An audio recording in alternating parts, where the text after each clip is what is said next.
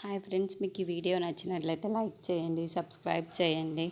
జోష్న వాళ్ళ బావ దగ్గరికి వస్తూ ఉంటుంది. ఇంతలో అక్కడున్న దీపను చూసి, దీప నువ్వు ఇక్కడ నుండి ఇక వెళ్ళు అని చెప్పేసి అంటూ ఉంటుంది. ఆ మాటలు వినగానే అక్కడున్న కార్తిక్ వాళ్ళ అమ్మ అయితే, అదేమీ లేదు దీప, వీడు దగ్గర ఎవరు ఉండొద్దు చెప్పారు, అందుకే జోష్న నీతో అలా మాట్లాడుతుంది అని చెప్పేసి అంటూ ఉంటుంది.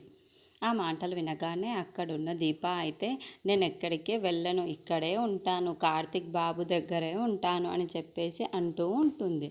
ఆ మాటలు వినగానే అక్కడున్న కార్తిక్ మాత్రం ఒక్కసారిగా షాక్ అయిపోయి, ఏంటి దీప ఇలా మాట్లాడుతుంది అని చెప్పేసి అనుకుంటూ ఉంటాడు.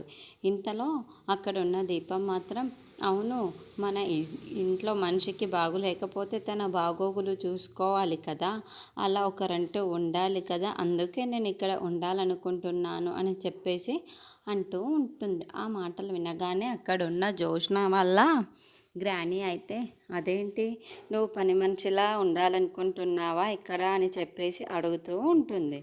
ఆ మాటలు వినగానే అక్కడున్న దీప అయితే, అవును, మీరేమనుకున్నా పర్వాలేదు, కార్తిక్ అయితే ఒక పని మనిషిలా కాదు, ఒక వంట మనిషిలాదు, ఒక మనిషిని ఒక మనిషిలా చూడాలనుకుంటుంది దీప్, అందుకే ఇక్కడ ఉండాలనుకుంటుంది దీప, నాకు ఇష్టమే అని చెప్పేసి అంటూ ఉంటాడు. ఆ మాటలు వినగానే అక్కడున్న జోష్న వాళ్ళ గ్రానీ అయితే ఒక్కసారిగా షాక్ అయిపోతూ ఉంటారు.